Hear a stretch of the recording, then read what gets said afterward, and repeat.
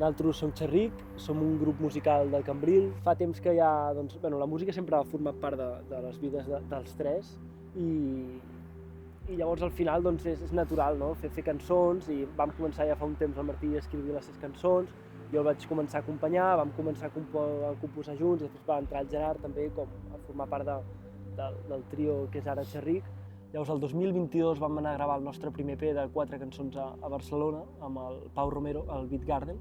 I vam fer aquest EP de 4 cançons que vam després formar una banda de 5 músics, i després farà 2 anys vam decidir que potser el grup de la banda de 5 persones ens quedava massa gran i vam tornar al format íntim, al format trio en aquest cas. Llavors ja va ser la configuració actual de Xerric, i farà un any vam treure 2 cançons d'aquest nou projecte que és Xerric, que és aquest trio musical.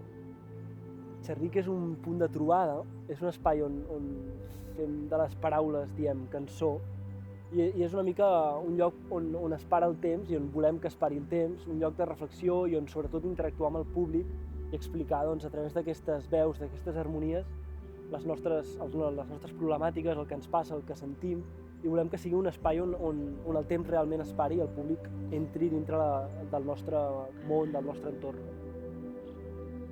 Les nostres cançons parlen del dia a dia, de problemàtiques que ens podem trobar tots, de preocupacions, sobretot de sentiments, i per això cerquem aquesta connexió amb el públic, a través de les veus, a través del plor, no? A través d'aquesta intensitat.